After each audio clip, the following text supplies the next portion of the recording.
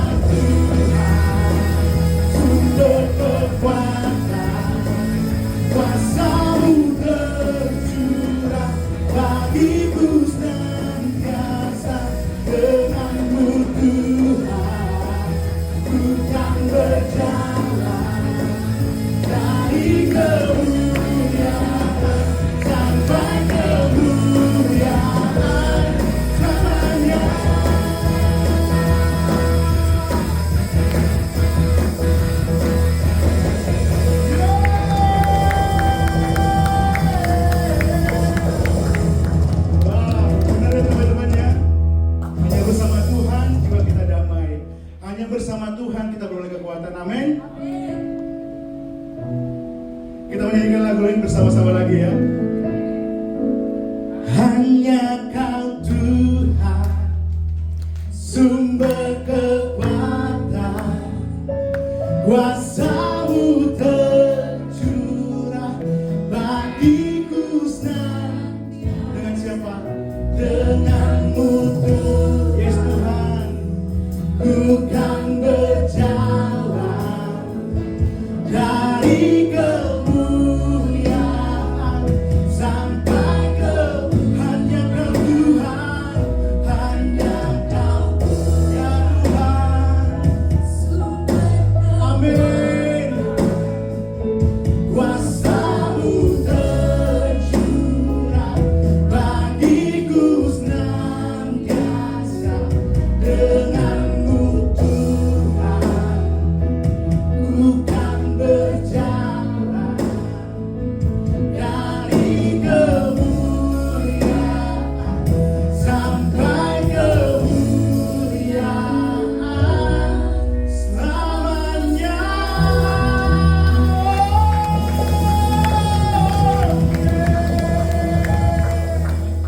Haleluya. Benar Tuhan, hanya bersama-Mu Tuhan kami beroleh kemuliaan Tuhan. Hidup kami Tuhan, situasi, kondisi, pekerjaan, segala aspek kehidupan kami Tuhan, tidak ada yang bisa kami banggakan Tuhan jika menjauh dari Roh-Mu Tuhan. Tapi anugerah-Mu Tuhan, kasih setia-Mu, penyertaan-Mu, itu yang kami banggakan Tuhan. Karena Kau sungguh baik, Kau Allah yang selalu bersama dengan kami dalam setiap musim hidup kami. Kasih setia-Mu Tuhan nyata dalam hidup kami, sehingga kami menyadari bahwa hidup kami hanya fokus Tuhan untuk menjadi penyembah-Mu Tuhan, yang menyembah dalam kebenaran, yang menyembah dalam roh. Dan inilah persembahan hidup kami Bapa. Yes Jesus. Dengan segenap hati kita akan nyanyikan. Hanya Kau tempatku berlindung, hanya Engkau laguku dan kekuatan. Izinkanlah ku datang menyembah, membawa syukurku. Hanya Kau tempatku berlindung, hanya Engkau lagu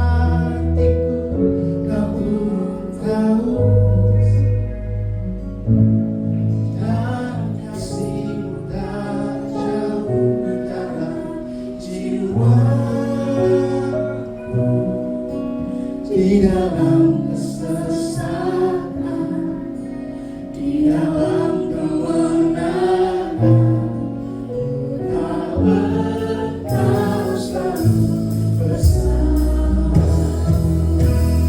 Sedalamnya hatiku, aku tahu, dan kasih-Mu tak jauh dalam jiwa. Di dalam kesesatan, di dalam kemenangan, tak bertahu selalu bersama. Di dalam kesesatan, di dalam kemenangan, tak bertahu selalu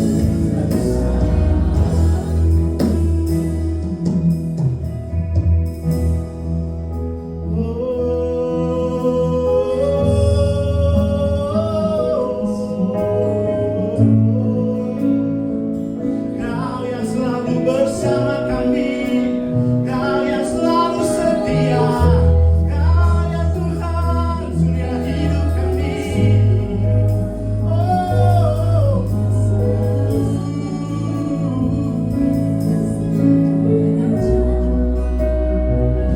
Kami sembah Kau Tuhan, kami sembah Kau Yesus.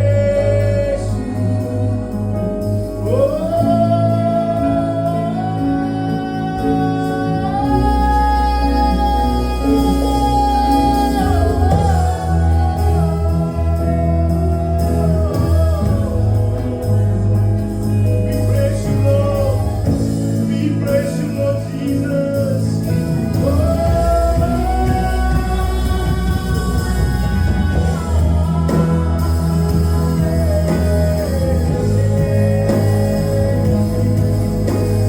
Tiada yang lain, hanya Kau Tuhan, hanya Kau yang kami sembah.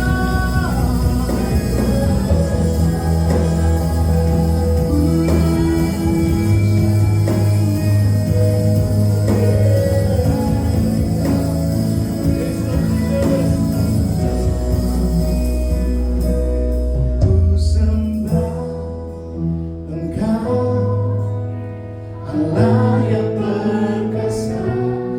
Ku sanjung tinggi nama-Mu di hidupku, Tuhan, tiada yang lain.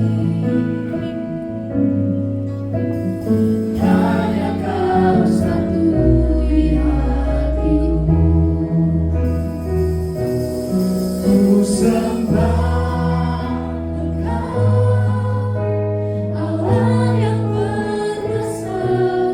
Ku sanjung tinggi nama-Mu di hidupku, Tuhan, tiada yang lain. Hanya Kau kami sembah, Tuhan. Ku sembah Engkau, Allah yang perkasa. Ku sanjung tinggi nama-Mu di hidupku, Tuhan, tiada yang lain. Hanya Kau satu. Ku sembah, kami sembah. Ku sembah Engkau, Allah yang perkasa.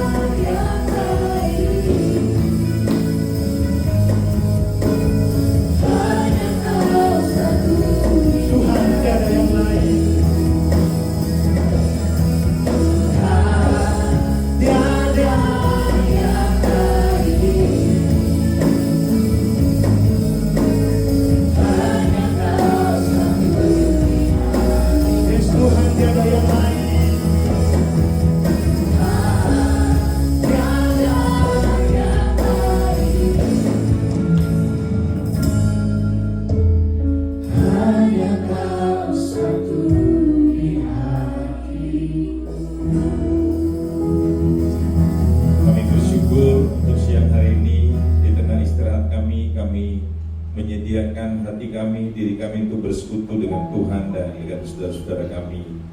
Biarlah Tuhan yang memberkati persekutuan kami pada siang hari ini, dan tatkala kami selesai, kami menerima kekuatan, menerima berkat Tuhan yang lebih lagi. Hanya di dalam nama Anakmu yang tunggal, Tuhan kami Yesus Kristus, kami berdoa dan merindukan firman yang diberkati Tuhan. Sama-sama kita katakan amin. Silakan duduk Bapak Ibu yang kasih Tuhan. Shalom. Puji Tuhan.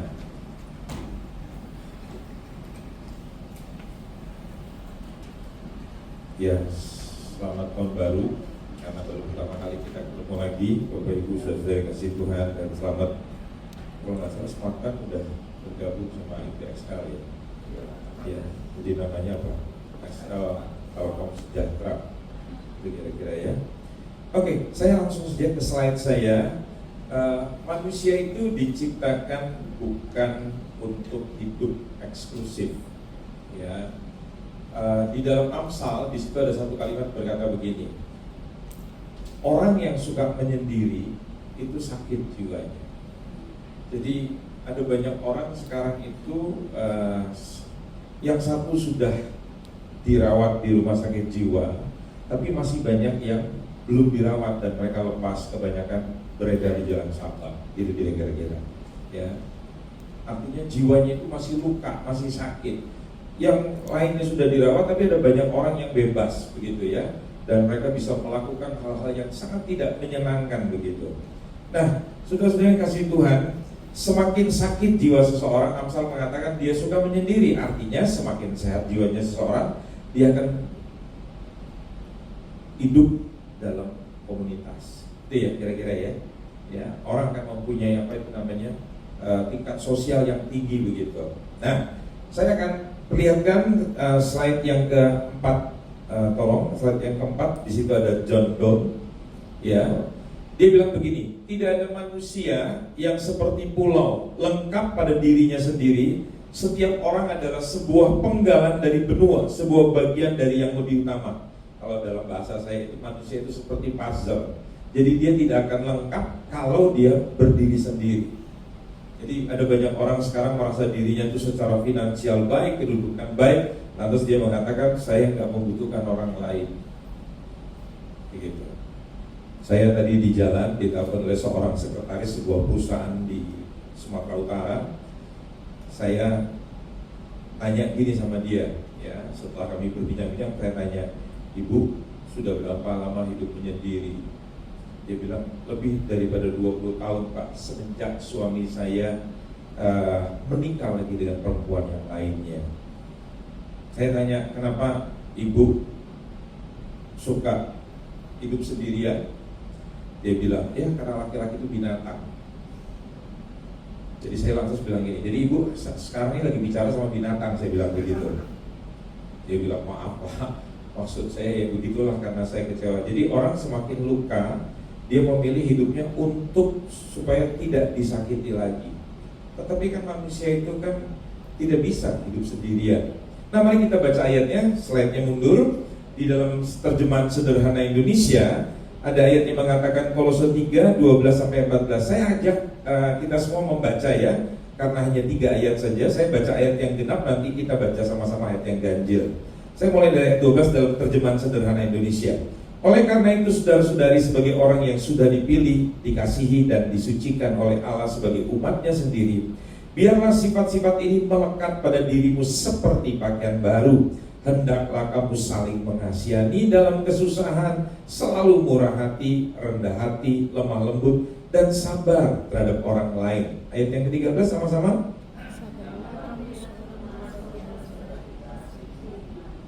Hendaklah kamu saling memaafkan kalau ada yang melakukan kesalahan. Ingatlah bahwa Kristus sudah terlebih dahulu mengampuni dosa-dosa kita. Maka demikianlah kita juga wajib saling memaafkan. Tetapi sifat yang paling penting di atas segalanya adalah saling mengasihi. Hendaklah kasih menjadi tali pengikat yang mempersatukan kita dengan sempurna. Nah, slide yang selanjutnya, saudara yang dikasihi Tuhan, sesudah gambarnya John Donne tadi, saya ingin menulis begini: kebersamaan di antara orang-orang percaya itu memegang peranan sentral dalam pertumbuhan rohani seseorang. Saya percaya saudara mempunyai komunitas, tetapi coba lihat komunitas saudara itu di dalam Tuhan atau dengan teman-teman yang tidak di dalam Tuhan. Jadi kalau saudara sebagai seorang Kristen lebih suka kumpul dengan orang-orang yang non-Kristen, dan saudara merasa bahwa mereka lebih bisa memberikan pertumbuhan. Nah itu pertumbuhan apa dulu? Kalau pertumbuhan rohani tidak mungkin. Kalau cuma pengertian-pengertian secara filosofi, secara filsafat, secara pandangan hidup, itu saya anggap sebagai sebuah suplemen begitu, pelengkap. Tetapi dia tidak bisa menumbuhkan kerohanian saudara. Ya, dalam kedaulatannya Allah sudah mengatur agar pertumbuhan rohani terjadi dalam komunitas rohani. Jadi kepala itu Kristus, tubuh itu adalah tubuh Kristus. Jadi itu terdiri dari orang-orang yang sudah lahir baru, orang-orang yang sudah menerima Yesus. Pengertian lahir baru itu begini Pak Damai. Setiap manusia itu kan lahir secara daging, secara biologis dari orang tua. Itu kelahiran saudara yang pertama. Tetapi sepanjang hidup kalau saudara cuma lahir sekali, maka saudara akan mengalami kematian 2 kali. Kematian 2 kali yang dimaksudkan pertama adalah kematian secara jasmani. Dosa membuat manusia hidup itu tidak bisa kekal, dia harus mati. Siapapun saudara, betapapun hebatnya. Saya ingat dulu di kota Medan, di Sumatera Utara, ada preman yang namanya Pak Olo Panggabean. Itu paling ditakutin karena dia ketua Ikatan Pemuda Karya. Kalau di sini tuh kayak istilahnya kelompoknya pemuda Pancasila, atau di sini kelompoknya si Hercules begitu yang menguasai Tanah Abang. Nah di sana tuh namanya Olo Panggabean. Nah waktu dia meninggal dunia, orang tuh di Sumatera Utara ngomong begini, orang sakti itu bisa mati juga. Jadi nggak ada orang di dalam hidup ini betapapun hebatnya, kayaknya seperti Salomo. Salomo menyadari bahwa hidupnya itu dengan orang-orang yang miskin, dengan orang-orang yang tidak sepandai dia, itu sama-sama mengalami nasib yang sama, harus mati. Nah itu saudara harus sadari, ya. Dan kematian itu tidak butuh tua. Karena kemarin saya punya teman baik itu, anaknya 37 tahun, memegang 4 perusahaan di Jawa Tengah. Tiba-tiba dia bisa jatuh, dan begitu jatuh dilarikan ke rumah sakit, 4 jam habis itu mengembuskan nafas terakhir, usia 37 tahun. Jadi jangan dibilang bahwa orang mati itu harus seusia orang tua kita atau kakek nenek kita begitu. Ya, kita pun tidak ada yang mengerti kapan ajal kita. Nah, kemudian kematian yang kedua adalah kematian secara rohani. Artinya saudara yang tidak pernah mengalami kelahiran baru, menerima Yesus sebagai Tuhan dan Juru Selamat, saudara harus mengalami kematian sama dengan orang-orang yang menolak Tuhan Yesus. Makanya mereka berdoa, sesudah mati pun mereka berdoa supaya mereka dilapangkan jalannya. Bagi orang suku tertentu, agama tertentu, mereka harus membakar dalam setiap tahun untuk melapangkan jalan ke sana. Yesus itu bukan petunjuk arah supaya kita masuk surga, tapi dia adalah jalan. Dia sendiri adalah jalan. Jadi kita tidak membutuhkan jalan, karena Yesus adalah jalan kehidupan buat kita semua. Amin. Pertumbuhan spiritual itu sifatnya adalah individual. Artinya apa? Kerohanian saudara tidak bisa bergantung kepada orang tua saudara. Makanya seringkali saya bilang, ada bapaknya sintua. Orang berkata itu kalau bilang sintua itu apa? Penatua. Ya, bapaknya sintua, anaknya sinting. Bapaknya pendeta, anaknya pendekar. Banyak kan ya? Saya pernah mengingat satu kejadian di mana saya ditegur oleh seorang artis rohani. Dia bilang begini, Pak Andreas mesti tahu, saya ini anak pendeta Pak. Itu gak pernah saya lupa kalimat itu. Tapi satu hari anak pendeta ini jual imannya dengan menikah dengan seorang jenderal berbintang 2 yang merupakan pangdam daripada Sulawesi Selatan. Ada yang tahu? Anak pendeta, tapi bisa menjual imannya hanya gara-gara menikah dengan seorang jenderal juga. Ya mungkin dia khawatir ya karena usianya sudah jatuh tempo kan, begitu kira-kira. Makanya hati-hati di sini kalau usianya sudah jatuh tempo, jangan sampai di sale gitu ya, diobral. Anda kan bukan matahari. Ya. Tetap tenang. Coba lihat itu, Agnes mau nikah, udah 40 lebih belum nikah kan? Karena mungkin namanya salah, mau nikah, jadi gak pernah nikah. Makanya saudara yang punya nama Monica, cepat ganti nama gitu kira-kira ya. Oke, slide selanjutnya. Nah, komunitas spiritual yang baik tidak mungkin tercipta tanpa keterlibatan bagian-bagiannya. Saya mau mengambil sesuatu, misalnya saya mau jalan ke depan situ, saya mau ambil botol yang ada di meja. Maka itu bukan merupakan kerja daripada tangan saya saja, tapi itu merupakan kerja daripada semua sel, saraf di bagian tubuh saya. Betul kan?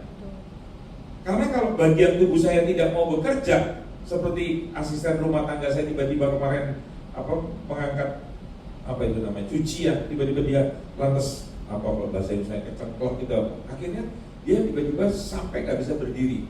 Dokternya bilang dia bukan hanya keseleo, tetapi mengalami penjepitan urat saraf, begitu.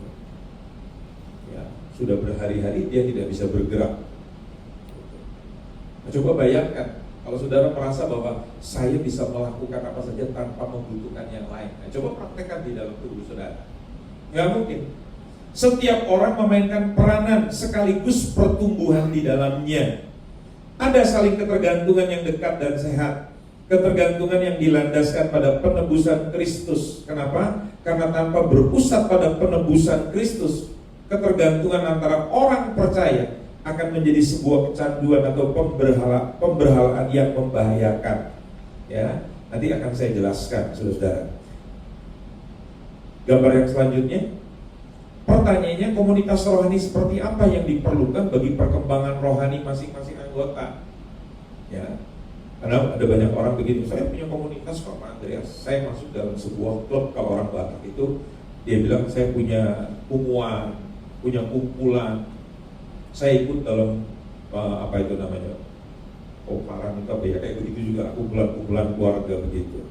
Tetapi saya lihat di dalamnya itu kalau mereka lagi acara, dulu ya saya ingat pertama kali saya kalau datang dalam kumpulan keluarga itu, saya diminta untuk menyampaikan renungan firman. Selalu itu tua-tua dari keluarga itu mengatakan begini, pendeta, tolong khotbahnya jangan lama-lama ya. Saya tanya, loh, acara pertemuan keluarga ini berapa lama? Oh, biasanya 3-4 jam. Jadi ibadahnya disetting berapa lama? Jangan lama-lama lah, pokoknya begitu, 15 menit atau 20 menit ibadah. Jadi saya waktu itu berpikir, oh ya udah, ibadah bagi mereka tidak terlalu penting. Jadi mereka nyanyi satu lagu, terus renungan, nyanyi satu lagu, doa, udah bebas. Saudara tahu yang saya perhatikan apa dalam kumpulan keluarga ini? Mereka main kartu, mereka minum bir, mereka merokok, main kartu tidak sekedar main kartu, atau main judi. Itu bisa berlangsung berjam-jam. Kenapa ada ibadah? Karena mereka dilahirkan dalam keluarga orang Batak, orang Kristen. Jadi sudah mesti ada ibadah. Hanya sebagai syarat saja, tapi yang penting dalam acara itu, di situ mereka saling mempengaruhi ketidakbenaran hidup mereka. Saudara tahu, itu pertama kali saya hadir dalam keluarga almarhum istri saya. Jadi setiap acara keluarga itu kita sudah bisa melihat pemandangan yang sama. Tapi saya mau cerita, hari ini kalau saudara hadir dalam pertemuan keluarga saya, keluarga besar siaran saya, daripada istri saya, Anda nggak akan bisa melihat lagi ada mereka yang merokok, tidak ada lagi yang main kartu. Kenapa? Hidup kami itu mempengaruhi satu demi satu. Saya injili ulang. Mereka lahir dalam keluarga Kristen, tetapi yang saya bilang nggak pernah lahir baru. Ya, saya ingat ada seorang nenek berkata begini, sebetulnya saya menyesal cucu saya menikah bukan dengan orang Batak. Maksudnya saya, karena saya bukan orang Batak. Saya tanya, kenapa Bu? Kenapa Nek? Sebab yang setia di dunia itu hanya orang Batak. Tadi sekretaris yang menelpon saya itu Pak Damai, itulah orang Batak. Suaminya adalah Tagalu. Tagalu itu orang Batak pun. Saya bilang sama dia, jadi menurut ibu orang Batak itu setia sama setannya Pak Andreas. Saya mau kasih tahu dia, mau orang Batak, mau orang botak, kalau nggak takut Tuhan, nggak ada yang setia, betul nggak? Kesetiaan itu kalau orang takut sama Tuhan. Frankie Xiaomi orang Batak bukan? Dia tinggalkan istrinya, menikah dengan Feby Febiola. Insinyur Rio Tambunan, suami dari Emilia Marquesa, meninggalkan Emilia Marquesa, menikah yang lain.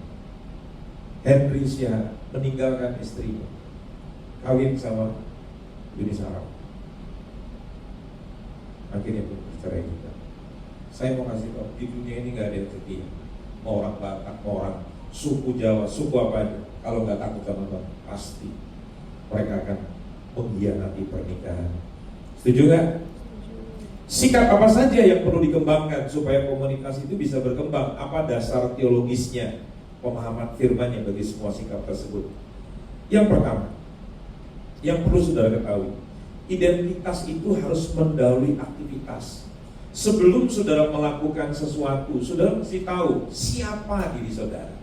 Nah, ada banyak orang Kristen, dia nggak tahu diri. Kalau ditanya, kamu itu siapa? Saya beri contoh, waktu anak saya yang kecil itu ditanya sama teman-temannya di sekolah, ditanya sama gurunya di sekolah.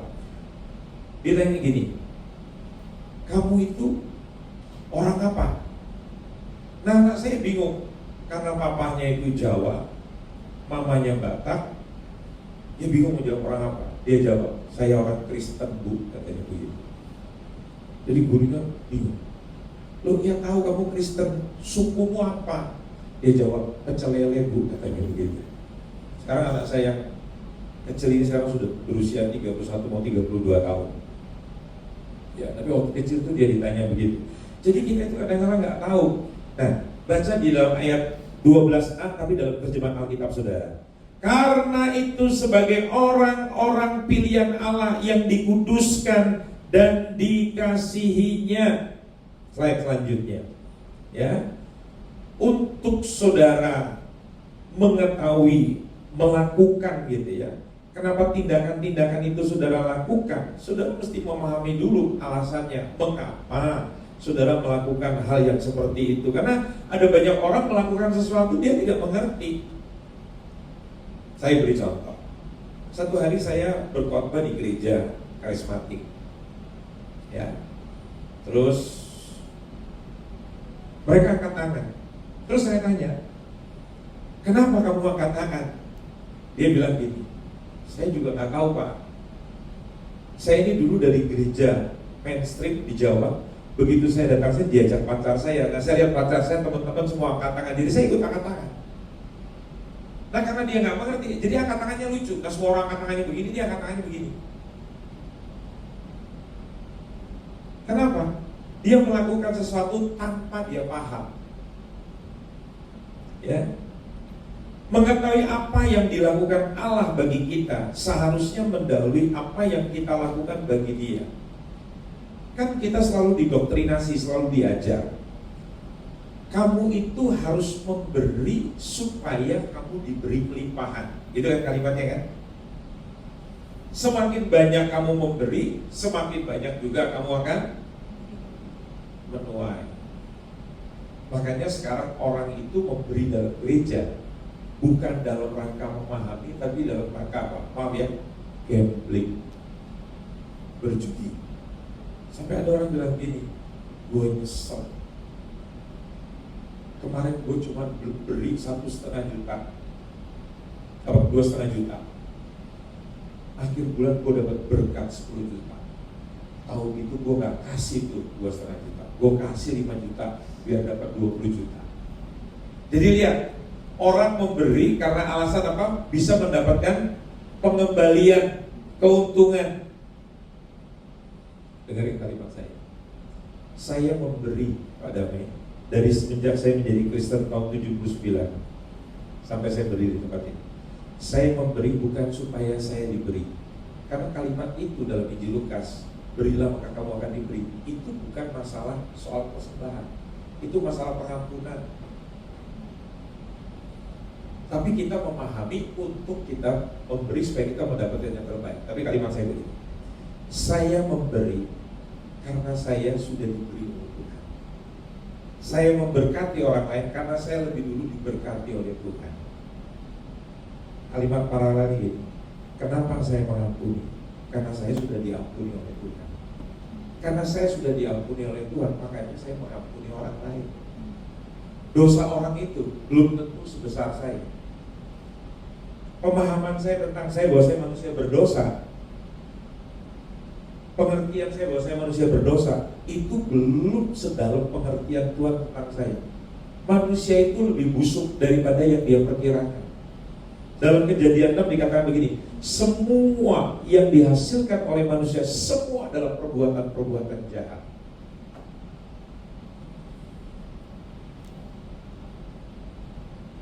Roh tua saya, seorang kapten kapal, dia pernah bilang gini pada seseorang yang melakukan hal yang tidak baik pada dirinya. Dia bilang begini, kalau kamu baik sama saya bisa lebih baik dari kamu. Tapi kalau kamu jahat kepada saya bisa lebih jahat daripada kamu. Saya tanya jujur, itu manusiawi nggak? Manusiawi nggak? Itulah hati kita. Saudara tahu siapa bapak mertua saya? Ayahnya itu pendeta, tapi anaknya kapten kapal tanker di Jerman. Tapi begitulah ciri aslinya. Di gereja dia bisa lipat tangan tuh berdoa. Di luar kalau ada orang potong jalan, dia bisa keluar tangan terus untuk mengancam orang. Ya, itu hal yang wajar. Itu manusiawi sekali. Allah yang perlu saudara ketahui tidak membutuhkan apa-apa dari kita. Loh, dia yang ciptakan alam semesta ini kok. Dia yang ciptakan semua dengan semua isinya. Dia nggak butuh apa-apa. Sebaliknya kita yang membutuhkan segalanya dari dia. Setuju nggak? Halo? Setuju nggak? Setuju. Buat Tuhan nggak butuh apa-apa dari kita. Kita yang butuh Tuhan. Kita lihat slide selanjutnya. Jadi ini yang saya maksudkan. Jika prinsip di atas diabaikan, kita akan mudah terjebak pada kesombongan atau kekecewaan. Kenapa saya bilang kesombongan? Karena kita beranggapan bahwa semua kesalahan kita merupakan hasil usaha kita saja. Kita lupa bahwa ada Allah yang memulai dan menyertai kita. Saya beri contoh. Saudara ingat waktu Adam dan Hawa jatuh dalam dosa, mereka sadar bahwa mereka sekarang telanjang, mereka punya rasa malu, mereka lantas berusaha menutupi dirinya. Apa yang mereka lakukan? Mereka ambil daun arang, mereka tutupi diri. Saya tanya, berhasil nggak mereka menutupi diri? Menimbulkan rasa secure, rasa aman. Kita buktikan. Tiba-tiba Tuhan muncul, Allah Bapa muncul. Apa yang terjadi pada Adam dan Hawa? Ngumpet. Kita gitu ya. Kalau udah ketahuan berdosa pasti kita akan sembunyi. Bukan kita loh yang cari Tuhan, tapi Tuhan cari kita. Makanya dia teriak, Adam, di mana kamu? Kan gitu kira-kira. Jadi bukan kita yang cari Tuhan, tapi Tuhan yang cari kita. Perhatikan apa yang Tuhan katakan sebelumnya. Hari ini kalau kamu makan buah pengetahuan baik dan jahat, apa kalimat selanjutnya? Hari ini juga kamu mati. Saya tanya jujur sama saudara, Adam dan Hawa akhirnya mati kan? Gak mati Pak Gamin. Mereka cuma diusir keluar dari Taman Eden. Kalimat saya begini, alih-alih Tuhan membunuh manusia, dia justru mengorbankan seekor binatang dan kulitnya diambil, dipakaikan kepada manusia. Itulah dalam istilah teologi disebut the first evangelion, penginjilan yang pertama. Alih-alih Tuhan itu membunuh manusia, justru Tuhan itu menyelamatkan manusia. Dia tutup tubuh manusia yang cuma pakai daun arang yang tetap tidak bisa menimbulkan rasa aman itu dengan kulit binatang. Itu merupakan gambaran nanti berapa ribu tahun kemudian Allah akan mengorbankan anaknya, anak domba Allah, untuk menghapus semua dosa manusia. Itulah Injil, itulah kabar baik. Alih-alih menghukum manusia, dia justru menyelamatkan saudara dan saya. Setuju kan? Dari penghakiman. Kalau saudara ditanya, apa kemuliaan seorang yang menerima Tuhan Yesus? Dia menerima keselamatan. Ya. Nah, selanjutnya dikatakan begini. Kalau saudara merasa sudah berbuat baik, lantas belum. Saudara sudah berbuat baik, tetapi orang nggak menghargai perbuatan saudara. Saudara jadi kecewa. Satu hari ada seorang ibu, istri kolonel, dia telepon saya. Dia seorang pengusaha, dia seorang yang sukses secara bisnis, tapi suaminya adalah seorang tentara perwira menengah di TNI Angkatan Darat. Suaminya meninggal tiba-tiba. Sebulan kemudian anak laki-lakinya nomor 3 meninggal. Sebulan kemudian anak perempuannya yang bungsu meninggal dunia. Dia telepon saya, dia panggil saya. Dia bilang gini, saya marah sama Tuhan pendeta. Kurang baik apa saya sama gereja, sama pekerjaan Tuhan. Saya dari muda gak pernah gak bayar perpuluhan. Perpuluhan daripada keluarga kami, bukan hanya gaji suami, tapi bisnis daripada saya. Tidak ada gereja yang meminta bantuan untuk pembangunan hamba Tuhan yang susah yang saya tidak bantu. Tapi kok tega Tuhan membalas dengan mengambil nyawa suami saya, anak saya yang ketiga, anak saya yang bungsu. Saya marah dengan Tuhan. Nah, ini yang saya maksudkan. Kalau saudara merasa bahwa hidup saudara itu karena jasa, karena perbuatan baik saudara, pasti saudara akan kecewa. Saya mau tanya jujur, ada nggak yang kecewa sama Tuhan dalam hidup ini? Banyak yang karena merasa dirinya itu sudah berjasa. Saya sudah pelayanan, sudah main keyboard, saya sudah mimpin pujian, sudah jadi singer. Kok Tuhan nggak menghargai pengorbanan saya? Wah, ya. Saya selanjutnya, dengan memahami bahwa apa yang kita lakukan kepada orang sesungguhnya hanyalah merupakan cerminan dari apa yang Allah sudah lakukan bagi kita. Kita akan dimampukan untuk terus-menerus melakukannya, tidak peduli seperti apa respon orang terhadap tindakan kita. Jadi kalau saya mengampuni Pak Damai, itu karena saya sudah lebih dulu diampuni oleh Tuhan. Kalau saya bermurah hati menolong Pak Damai karena saya tahu bahwa Tuhan telah bermurah hati buat saya. Kalau saya menjadi orang yang suka memberi karena saya tahu bahwa Tuhan sudah memberi buat saya. Paham kan? Jadi itu cerminan saja. Makanya kalau ada orang Kristen namanya dermawan, tapi orangnya pelit, gak cocok pakai nama dermawan. Ganti nama sebaiknya Kirman. Tahu Kirman? Kirman. Ya, masa namanya dermawan tapi pelit. Makanya orang Kristen itu terkenal dengan orang yang murah hati. Coba saya mau tanya dulu sama saudara. Saudara lebih suka berteman sama orang yang baik, yang murah hati, atau sama orang yang pelit? Sama orang yang murah hati kan? Sama, itu yang dimasukkan dalam 2 Korintus 9. Tuhan mengasihi orang yang murah hati. Itu maksudnya begitu kalimat. Jadi makanya jangan sampai jadi orang yang pelit. Nah, untuk mengembangkan sifat-sifat yang baik itu, saudara harus berada dalam komunitas. Saya beri contoh. Saya ini lahir besar dalam keluarga muslim, saudara. Tapi saya punya seorang teman ayah namanya Pak Jenderal Nasution. Pasti saudara pernah dengar nama. Orang itu adalah orang yang sangat murah hati. Jadi sebagai seorang muslim, saya melihat sifat daripada jenderal ini yang sangat murah hati. Itu yang saya tangkap semasa saya masih kecil. Saya sekolah.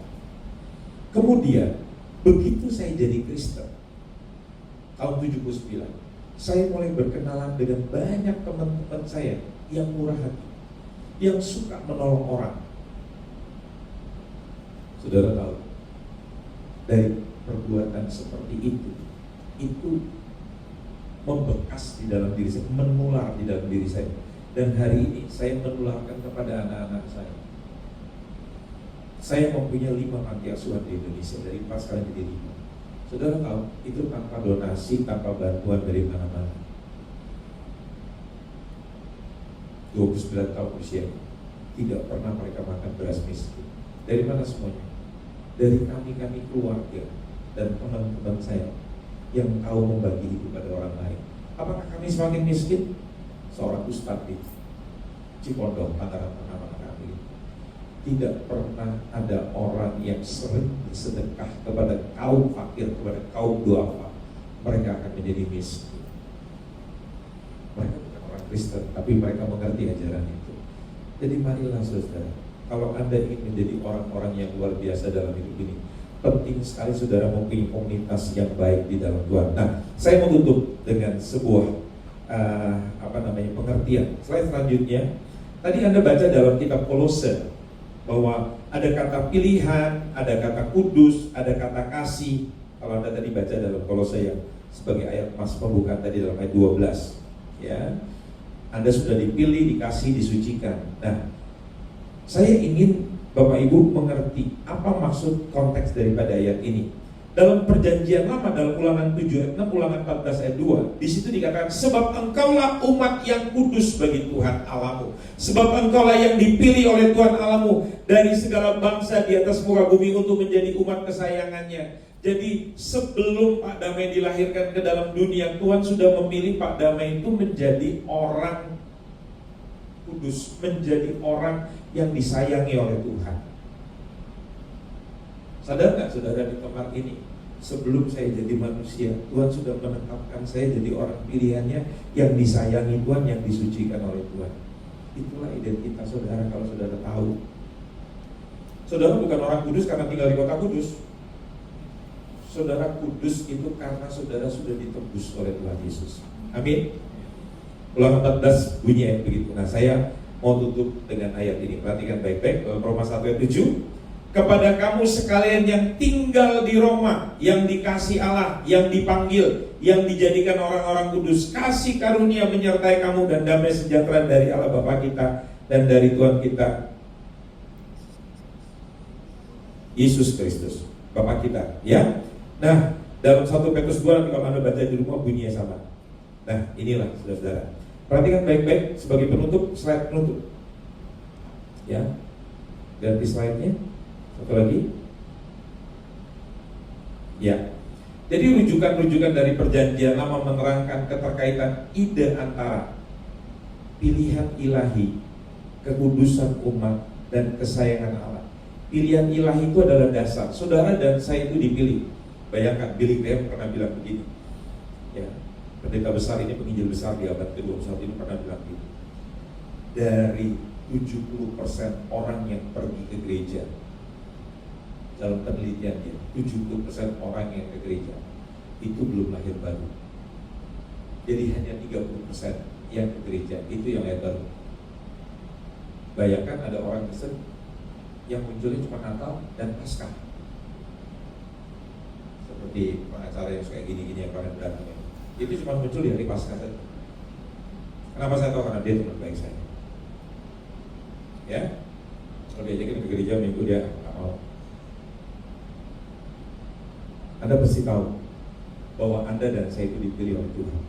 Tidak semua orang di dunia itu pasti diselamatkan, enggak. Tapi kalau dia dombanya Allah, Tuhan bilang kita mesti cari ke domba, karena domba itu binatang bodoh. Kita mesti cari, makanya kita mesti peduli sama orang-orang yang sehari-hari ini berdosa, yang jatuh, yang sakit, yang lemah. Kita mesti peduli.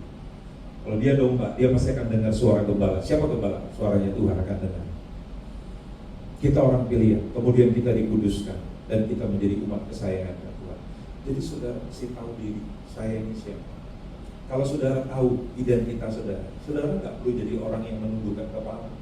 Saudara akan jalan dengan tegap karena saudara tahu saudara adalah orang yang disayang. Amin. Yuk kita berikan tepuk tangan buat Tuhan yang luar biasa. Kita berdiri bersama-sama, kita berdoa. Tuhan yang baik, terima kasih. Karena kami sekarang tahu siapa diri kami, bahwa kami adalah umat yang dipilih oleh Tuhan, supaya kami dikuduskan, supaya kami menjadi umat kesayangannya Tuhan. Dan kalau kami tahu siapa diri kami, Tuhan Yesus, maka kami akan tahu bagaimana kami bertingkah, bagaimana kami beraktivitas. Kami tidak akan menjadi orang yang sembarangan dalam hidup ini, Tuhan. Terima kasih buat anugerah-Mu, terima kasih untuk kasih sayang-Mu buat kami, Tuhan. Kami mengasihi orang lain, kami bermurah hati pada orang lain, kami mengampuni orang lain, karena kami terlebih dahulu menerima kasih Tuhan, menerima pengampunan Tuhan, menerima kemurahan Tuhan. Berkati persekutuan doa di tempat ini, Tuhan Yesus. Biar perusahaan kami diberkati Tuhan semakin luar biasa dan mempekerjakan banyak orang, dan dunia telekomunikasi juga akan diwarnai oleh perusahaan besar. Dalam nama Bapa, Putra, dan Roh Kudus, kami berdoa dan bersyukur. Yang diberkati Tuhan sama-sama kita katakan. Amin.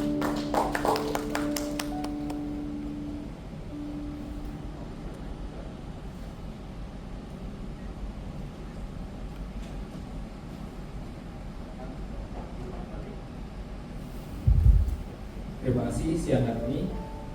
Terima kasih juga buat rekan-rekan semua yang telah hadir di ibadah kita siang hari ini. Tuhan Yesus memberkati saudara. Terima kasih untuk Pak Andreas Sustono atas firman Tuhan yang disampaikan. Kita disadarkan lagi identitas kita, betapa berharganya kita, dan betapa kita harus setia.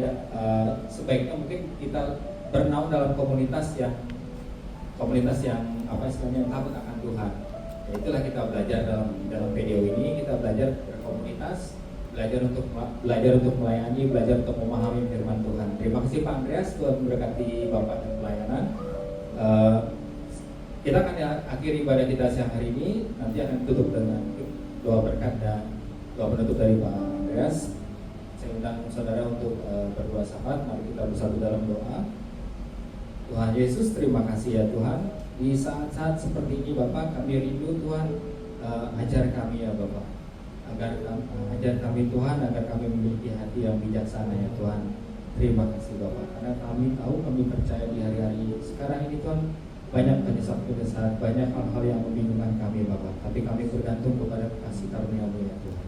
Terima kasih untuk siang hari ini ya Tuhan. Kami percaya Roh Kudus yang menuntut setiap kami untuk hadir di tempat ini Bapak, mendengarkan firman-Mu, bersekutu di dalam Tuhan. Kami percaya naungan Tuhan sempurna selalu dalam kehidupan kami. Ya Bapak, kami percaya Engkau yang menetapkan langkah-langkah orang yang hidupnya berkenan kepadamu ya Tuhan. Bahkan apabila kami pun terjatuh, Tuhan tidak membiarkan kami sampai tergeletak, karena Tuhan yang menopang setiap tangan kami. Kami mengucap syukur ya Bapak, berkati pribadi-pribadi kami Bapak dalam rumah tangga, dalam kehidupan kami. Tuhan yang menjadi kekuatan dan sahu yang kuat bagi setiap kami. Tuhan, kami berdoa bagi khusus untuk media Immanuel Small Friend. Kami terus membutuhkan Engkau ya Tuhan, membimbing kami, Roh Kudus-Mu menguatkan kami, karena agar kami tetap on the track ya Tuhan, agar kami tetap melayani Tuhan sesuai dengan kehendak-Mu ya Bapak. Berkati teman-teman yang bernaung dalam media Immanuel Small Friend, biarlah kami terus diberkati, selalu bertumbuh dalam firman Tuhan. Dan kami juga rindu Bapak, agar Tuhan Roh Kudus menuntun banyak teman-teman kami yang baru untuk bersatu dengan kami, bersama-sama dengan kami untuk melayani Tuhan di kampung kami. Terima kasih ya Bapak, berkati teman-teman kami, baik aser, pemain musik, semuanya, penata layar, multimedia ya Bapak yang bekerja. Bahkan mungkin teman-teman kami yang dokumentasi, semuanya Bapak, kami berdoa kan terus diberikan hati yang on fire Bapak, terus dalam melayani Tuhan. Tuhan, kami berdoa juga untuk hamba-Mu Bapak Andreas Sustono Bapak. Terima kasih Engkau yang memberkati hamba-Mu ya Bapak, menjadi pelayan Tuhan, memberitakan Injil kemanapun dia melangkah ya Bapak. Kami berdoa agar dalam pelayanannya terus Tuhan berkati, juga kehidupan pribadi dan rumah tangganya Tuhan memberkati beliau ya Bapak. Tuhan juga bertambah-tambah lagi pelayanannya Bapak, dan bisa memberkati, memberitakan Injil sukacita di dalam Tuhan. Ya Bapak, kami berdoa juga untuk company kami Smart Friend. Tuhan, kami mengucap syukur untuk proses merger yang sedang berjalan, bahkan dengan L1 yang akan sebentar lagi terjadi. Kami terus mengandalkan Tuhan, berkatilah anak-anak Tuhan yang bekerja, bahkan tim Smart Friend yang bekerja untuk integrasi. Kami berdoa Tuhan memberkati segalanya Bapak, agar semuanya bisa berjalan dengan baik dan lancar Bapak, seturut dengan kehendak-Mu. Kami berdoa untuk company Smart Friend, agar Tuhan kami menjadi perusahaan telco yang lebih baik lagi, lebih maju lagi Bapak, dan kami tahu semuanya oleh karena kebesaran-Mu ya Bapak, bukan karena kuat dan gagah kami. Karena itu Tuhan, kami berdoa untuk owner kami Pak Frankie, juga Tuhan memberkati beliau, juga bisnisnya, juga keluarganya Bapak, kami taruh ke dalam tangan kuasa-Mu. Kami juga berdoa untuk seluruh jajaran direksi. Kami berdoa agar mereka semuanya Tuhan diberikan hikmat, marifat daripada Engkau ya Bapak, sehingga mereka bekerja diberkati oleh Tuhan. Terima kasih ya Bapak. Kami berdoa untuk bangsa kami Indonesia dan kota kami Jakarta. Kami terus berdoa Bapak, biarlah Tuhan bangsa kami, kota kami Tuhan dipenuhi oleh damai sejahtera-Mu ya Bapak. Tuhan memakai hamba-hamba-Mu, Tuhan memakai anak-anak Tuhan yang ada di bangsa bangsa dan negara ini menjadi terang dan garam di tengah-tengah bangsa dan kota kami Bapak, dan mengusahakan kesejahteraan di dalamnya Bapak. Kami berdoa bagi Presiden, Wakil Presiden sampai jajaran yang terendah. Tuhan tolong mereka ya Bapak, berikan mereka yang roh takut akan Tuhan, sehingga mereka bekerja untuk kesejahteraan bangsa dan negara kami dengan takut akan Engkau ya Bapak. Terima kasih Bapak. Kami berdoa bagi seluruh teman-teman yang hadir di tempat ini. Kalau bagi mereka yang dalam kesesakan, Tuhan berikan mereka jalan keluar ya Bapak. Bagi mereka yang sedang dalam tidak sehat, kurang sehat Bapak, kami berdoa Tuhan oleh bilut-Mu Engkau yang menyembuhkan dia Bapak. Terima kasih Bapak. Ataupun apapun yang pergumulan yang sedang dialami oleh teman-teman kami percaya Tuhan sangat mengetahui, dan kami percaya Tuhan tepat waktu akan menolong kami. Terima kasih karena Engkau Allah yang setia Bapak, Allah yang besar ya Bapak. Terima kasih, dan kami alaskan doa ini hanya di dalam nama Tuhan Yesus Kristus, Juru Selamat kami yang hidup. Amin.